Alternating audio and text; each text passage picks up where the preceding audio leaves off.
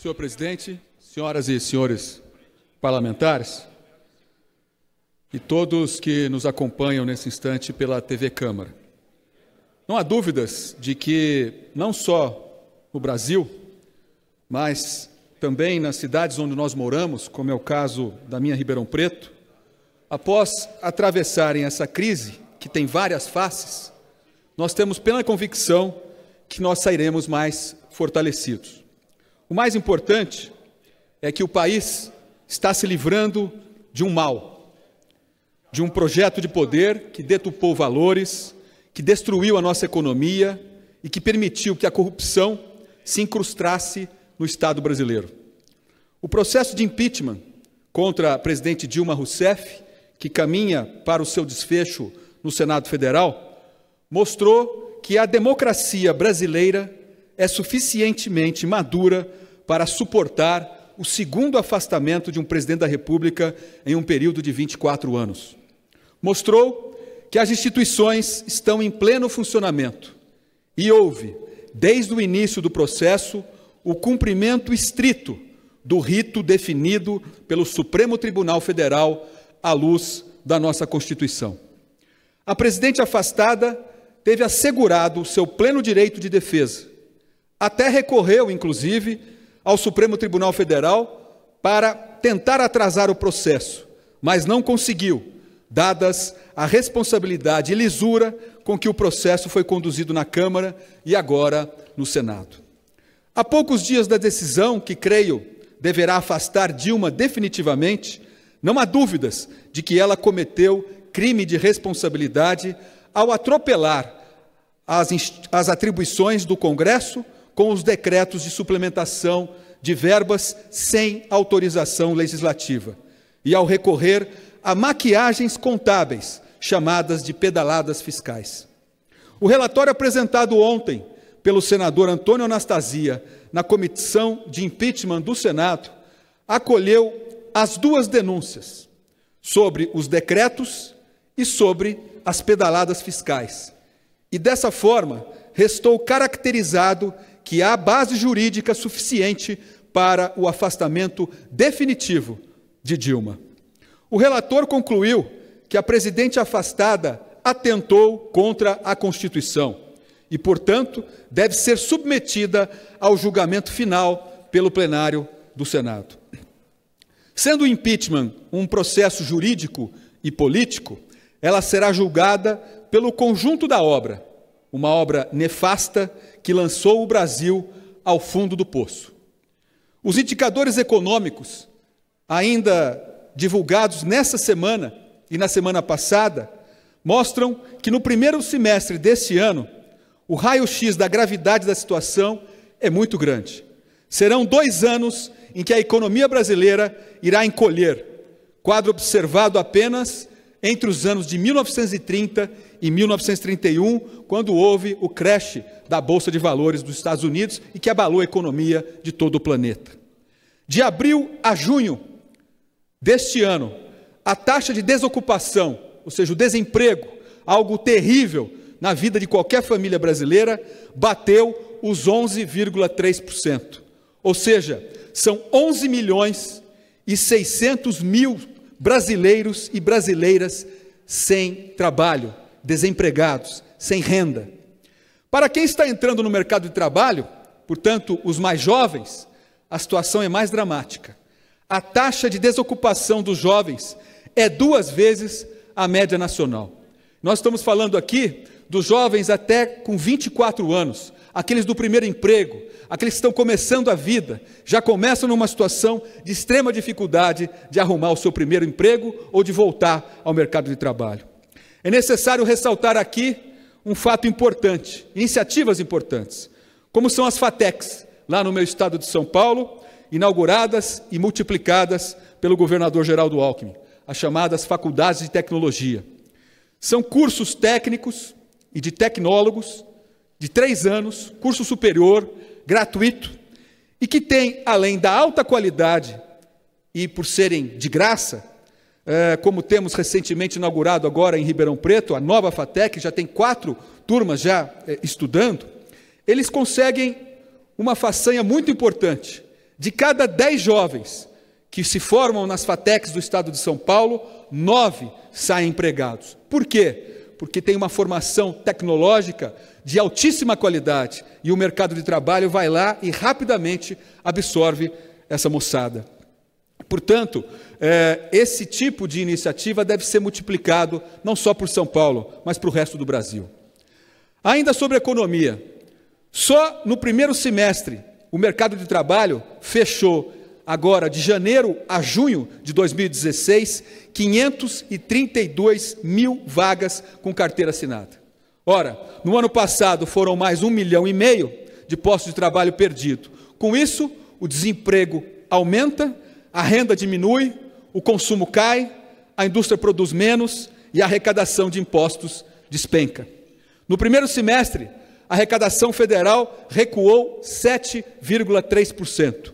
O pior resultado dos últimos 6 anos. O efeito disso é que os governos perdem a capacidade de investimentos em obras e serviços públicos.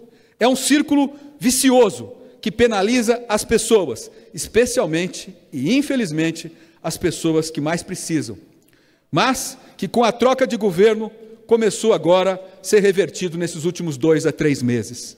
A nova equipe do atual governo é uma equipe mais experiente, que traz mais esperanças. A presidente afastada Dilma, que se apressa para atribuir ao seu governo a melhora na economia, não veio a público reconhecer que o aumento do desemprego, do fechamento de postos de trabalho e a queda na arrecadação são heranças, sim, suas, e não do atual governo que a sucedeu. O fato é que será necessário um bom tempo para recuperar os atrasos e os estragos realizados por esses 13 anos e pouco de governo petista. O julgamento que o PT e o governo Dilma enfrentam hoje pelo Congresso e, consequentemente, pela sociedade brasileira, é o resultado do que plantaram ao longo desses anos. A propaganda petista e a desonestidade de tentar levar os brasileiros na conversa não resistiram à caótica realidade das gestões do PT. O governo Dilma e o PT enganaram os brasileiros, reelegeram-se mentindo ao país e com uma campanha financiada com propina do Petrolão. Esconderam que o país estava quebrado e, para maquiar as contas públicas, recorreram às pedaladas fiscais. Do que prometeram, fizeram o contrário. O partido que se dizia ser dos trabalhadores é hoje o partido cujo governo foi perverso ao reduzir direitos em plena recessão e, portanto, quando as famílias mais precisavam dessas garantias.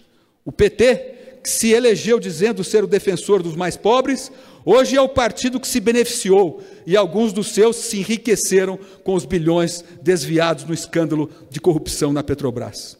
Chegaram ao ponto de recolher propina às custas de servidores e aposentados endividados que buscavam crédito consignado. Os funcionários que faziam esse tipo de empréstimo com bancos acabavam pagando R$1 por mês como taxa de administração. 30 centavos era o custo real do serviço. Os outros 70 centavos restantes caíam no cofre da propina e assim recolheram R$100 milhões. O PT, que antes se autoproclamava o partido da ética, hoje é o partido do mensalão, do petrolão, e que se instalou uma organização criminosa no Estado brasileiro como forma de financiar o seu projeto de poder. Portanto, senhoras, senhores, quem mente ao país, quem não respeita a Constituição, quem ataca as instituições, quem tenta atrapalhar a justiça, como fez Dilma ao tentar nomear Lula ministro para tirá-lo do alcance do juiz Sérgio Moro, não pode estar à frente de um país. Quem semeou a mentira, a injustiça, a soberba, quem quis dividir o país, quem se aproveitou da fé e da esperança dos brasileiros e depois os enganou, os traiu, merece um julgamento à altura. Ninguém escapa de prestar contas dos seus atos. E pelos crimes já comprovados, que se somam ao conjunto de uma obra que prejudicou o Brasil e os brasileiros, não tenho dúvidas de que este ciclo pernicioso está com seus dias contados. Além do processo de impeachment, a Operação Lava Jato deixará um legado de extrema importância para o país ao combater a impunidade e a reafirmar que deveria ser óbvio que a lei vale para todos. Expôs à sociedade o esquema de corrupção que o PT instalou inicialmente na Petrobras e que se foi ramificando em outros setores. Mostrou que, enquanto faltavam recursos na educação e muitas pessoas esperavam por um atendimento médico deitadas no chão dos postos de saúde do Brasil afora, bilhões de recursos públicos eram desviados para financiar um projeto de poder e para enriquecimento pessoal. O ex-presidente Lula se acha acima da lei e se autoclassifica como a viva alma mais honesta neste mundo, foi transformado em réu pela primeira vez em uma ação penal por tentar sabotar a Lava Jato. Segundo as investigações, ele teria ajudado a arquitetar um plano de fuga para Nestor Cerveró, ex-diretor da Petrobras e operador de propina. Além desse processo, Lula é alvo de outras investigações, que apura tráfico de influência internacional, corrupção e lavagem de dinheiro, envolvendo o sítio em Atibaia e o triplex no Guarujá. Em vez de se defender aqui, Lula vai à ONU, a Organização das Nações Unidas, acusar o juiz Sérgio Moro e os seus procuradores da Lava Jato de persegui-lo. O fato é que a Operação Lava Jato deve prosseguir, doa a quem doer. Ao final das investigações, o Brasil terá dado passos decisivos no combate à impunidade, na melhoria da aplicação dos recursos públicos, na credibilidade e na imagem do Brasil lá fora. E ressalto o que disse anteriormente. Ao revelar o Petrolão, a Lava Jato mostrou que é fundamental para o país se livrar de um projeto de poder que colocou o Brasil na contramão do mundo. As 10 medidas de corrupção que este Congresso e esta Câmara agora estão tratando é um dos legados mais importantes da Lava Jato. Na verdade, elas chegaram a esta casa, essas medidas, com o apoio de mais de 2 milhões de brasileiros por meio do belíssimo trabalho do Ministério Público Federal. Essas medidas, que estão sendo analisadas aqui por uma comissão especial, permitem estabelecer travas contra a corrupção e outros crimes contra o patrimônio público, o enriquecimento ilícito de agentes, buscar o aumento da eficiência da justiça, assegurar a devolução do dinheiro desviado e a responsabilização, inclusive, dos partidos políticos. São, assim como o impeachment e a própria Lava Jato, um desejo da sociedade. E esta casa, esta Câmara, não pode ignorar a vontade daqueles que representa.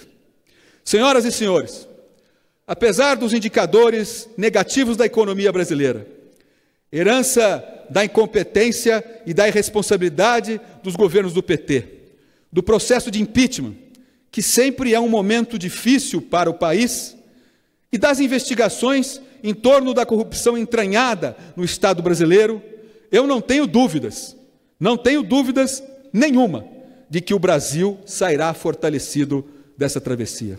Estamos deixando para trás um projeto que atrasou o país, que arruinou a nossa economia. Estamos restaurando valores que foram desprezados ao longo desses últimos 13 anos, que imperaram o vale-tudo, o oportunismo e a mentira em que os brasileiros financiaram, sem saber e sem concordar, um partido e seus planos de poder. As eleições municipais estão aí e são parte importante desse processo de fortalecimento do Brasil. Como dizia sempre o nosso saudoso governador paulista, Franco Montoro, o cidadão não mora na União ou no Estado, mas no município, nas cidades. E será nas cidades que grandes mudanças poderão acontecer. O cidadão e a cidadã brasileira estão cada vez mais atentos. Não toleram mais promessas que nunca se cumprem.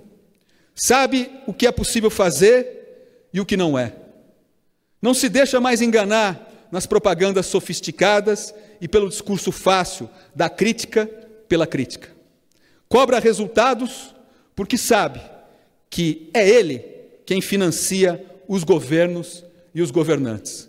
E aqui lembro, líder Embaçaí, de uma frase sempre dita pelo nosso também saudoso governador Mário Covas, de que o povo nunca erra, o povo sempre acerta, desde que ele tenha todas as informações. E essa é uma máxima da democracia, porque às vezes nós chegamos a resultados prejudiciais à população, não porque o povo errou, mas porque não houve informações suficientes para que aquele conjunto do eleitorado pudesse tomar as decisões mais acertadas. Ninguém vota contra si, ninguém vota contra seus filhos, ninguém vota contra a sua prosperidade. E quanto mais democracia, quanto melhores informações e educação, mais habilidade vai ter o eleitorado brasileiro para escolher melhor. E uma outra coisa importante, que o dinheiro público pertence a todos e, portanto, precisa ser bem aplicado. Bem diferente da concepção que se saiu nesses últimos 13 anos e meio, de que dinheiro público não pertence a ninguém. E assim pode ser drenado pelos ralos da corrupção. Concedo a parte ao nobre líder, deputado Antônio Embaçaí, líder do PSDB. Deputado Duarte Nogueira, eu fiz a mais absoluta questão de estar aqui hoje nessa sessão, para dar o meu testemunho a todo o Brasil, em especial a São Paulo, a sua querida Ribeirão Preto, do meu amigo e líder, e sempre líder, Duarte Nogueira. Cheguei aqui nessa casa em 2011 e tive a alegria, a honra de tê-lo, deputado Nogueira, como nosso líder.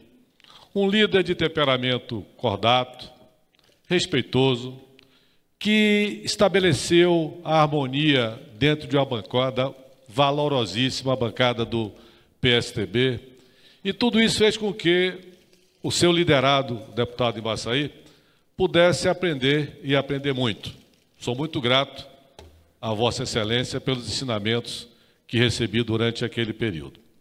Devo dizer para todo o país, e falo em nome da bancada do PSDB, que o deputado Duarte Nogueira é um dos parlamentares mais qualificados, um dos melhores do Congresso Nacional.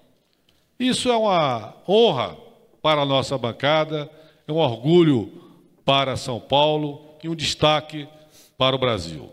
Deputado Nogueira, Vossa Excelência, que ao longo da sua exitosa vida pública já ocupou importantes cargos no Executivo Estadual, e eu destaco a Secretaria Estadual de Habitação, a Secretaria de Agricultura e Abastecimento e, mais recentemente, a Secretaria de Transporte e Logística. E por onde passou, deixou sempre o bom exemplo, e mais do que o bom exemplo, deixou ali as obras, deixou ali os serviços prestados ao seu querido Estado de São Paulo, que tanta coisa boa oferece ao país. Um homem honrado, um homem simples, apesar de tantas posições de projeção estadual e nacional, e que acumulou essa experiência administrativa, profundo conhecedor das finanças públicas e, diria assim, com a mais absoluta tranquilidade, o homem que tem a inteira confiança do governador Geraldo Alckmin, a quem também destaco no meu pronunciamento pelo governo que realiza no Estado de São Paulo. Por tudo isso, Nogueira, eu sei que Vossa Excelência agora tem um projeto que é um sonho, acalentado pelo amor que tem a sua querida Ribeirão Preto. Vossa Excelência agora marcha definitivamente para enfrentar uma campanha de prefeito, e eu tenho certeza que aqueles que o conhecem aqui no Congresso Nacional, e mais ainda que o conhecem em Ribeirão Preto, saberão escolher o melhor. Saberão escolher o melhor porque terão um homem honrado, um homem simples, um homem aplicado e dedicado, que vai fazer as transformações que Ribeirão espera e merece. Terá sempre, Nogueira, a confiança e a parceria do governador Geraldo Alckmin. Converso com ele e vejo os olhos do governador brilharem quando vem a perspectiva do amigo assumir aquela importante governança de Ribeirão Preto. Desejo ao amigo boa sorte, aos seus familiares também, boa sorte. Siga na sua jornada da maneira que você se comporta, com civilidade e com respeito. Faça uma bela campanha e seja um grande prefeito de Ribeirão Preto. Que Deus lhe abençoe. Muito grato, líder Embaçaí. É um momento para mim de muita honra poder receber uma parte de Vossa Excelência, que além de colega de bancada, é nosso líder, né, na acepção perfeita da palavra de liderança, que é aquele que mostra o caminho, ex-prefeito de Salvador, uma das cidades mais importantes do país, governador da Bahia, de modo que, da nossa parte, sempre muito orgulho em poder tê-lo aqui e, ao mesmo tempo, compartilhar dos seus ensinamentos e da sua sabedoria. E do que depender também da nossa parte, essa campanha municipal, nos municípios, né, de todo o Brasil, são 5.565 municípios do Brasil todo, precisa ter, obviamente, um altíssimo nível de discussão, para que o debate, na verdade, seja o espaço para que a gente possa discutir as propostas e a apresentação de soluções, onde serão feitas as críticas necessárias e, obviamente, apontando aquilo que precisa e deve ser modificado. Reitero que considero que uma boa administração deve fazer algumas coisas muito simples e básicas. Respeitar as pessoas, falar a verdade, não prometer o que não pode ser cumprido, ter honestidade nos propósitos, responsabilidade nas ações, justiça nas decisões e transparência como método. Permite uma parte, deputado? Pois não, deputado Macris. Deputado Duarte Nogueira, eu não poderia deixar de me manifestar em relação ao pronunciamento que faz Vossa Excelência na tarde de hoje. Eu estava até agora acompanhando no meu gabinete a sua manifestação e pude perceber com que competência Vossa Excelência faz um diagnóstico da situação do nosso país hoje. E mais do que isso, da forma como aponta Vossa Excelência, nós temos a segurança absoluta que depois de tudo isso que está acontecendo no Brasil, nós teremos um país melhor. Um país melhor porque ele está passando por um processo difícil, um processo contencioso, um processo de movimento da sociedade, um processo de amadurecimento da democracia e, mais do que isso, a forma pela qual Vossa Excelência aponta o futuro, nós temos a segurança de que vamos, com certeza, achar um novo rumo para esse país. Tudo o que aconteceu até o presente momento, os movimentos sociais, a posição desse parlamento, deputado Embaçaí, que Vossa Excelência tão bem representa aqui dentro, caça uma presidente da República, está prestes a caçar o seu próprio presidente, seu ex-presidente. Portanto, dá uma demonstração clara de que está em sintonia com a sociedade. É exatamente isso que Vossa Excelência faz na tribuna de hoje. Eu quero cumprimentá-lo, porque conheço-o há muito tempo, sei da competência que Vossa Excelência tem em São Paulo. São Paulo é muito grato em ter Vossa Excelência como representante deste país aqui no Parlamento Brasileiro e, com certeza, São Paulo o agasalhará novamente nesses seus novos projetos. Portanto, fica aqui um grande abraço a Vossa Excelência e parabéns pela manifestação dessa tarde. Muito obrigado, deputado Macris. Eu vou caminhando aqui para a conclusão e, antes de concluir, também vou conceder a parte ao nobre deputado Isalci, que é aqui nosso colega deputado federal do Distrito Federal. Por fim, momentos de crise, como que o Brasil e as nossas cidades estão enfrentando, requerem muito trabalho, paciência, dedicação, experiência acumulada. Não há espaço, nesse momento no Brasil, para improvisos, aventuras ou para ficar só na falação. Nós temos que, à medida com que estabelecemos projetos que são de interesse comum para uma coletividade, nós temos que incentivar as chamadas pessoas afirmativas. E eu citaria aqui a dona Olga, uma amiga minha lá de Ribeirão Preto, moradora do Campos Elíseos, moradora lá na Avenida Saudade, que além de ser uma pessoa muito simples mesmo, ela ainda encontra tempo para andar pelas confecções do seu bairro, pegar trapos que ela encontra jogado fora das confecções, que não são mais utilizados para finalidade comercial, pega aquilo, leva para casa e faz roupas para as pessoas mais pobres do que ela. Essas pessoas afirmativas são aquelas pessoas que, quando encontram uma árvore quebrada, estragada, ela vai lá e planta outra. Quando tem uma pessoa doente, vizinho seu, ela pega a pessoa e leva para a pessoa no posto de saúde.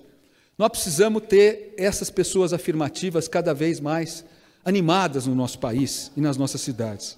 E é com esse exemplo que eu espero que o eleitor brasileiro, que vai estar cada vez mais exigente, e isso é importante para a democracia brasileira, para fortalecer as nossas instituições e os nossos órgãos de interesse público, para que, nesse momento, nós possamos não só mostrarmos serviço do ponto de vista positivo, mas construirmos, na história desse país, uma história que garanta credibilidade e esperança para o futuro de todos nós. Com a palavra, o deputado Exalci.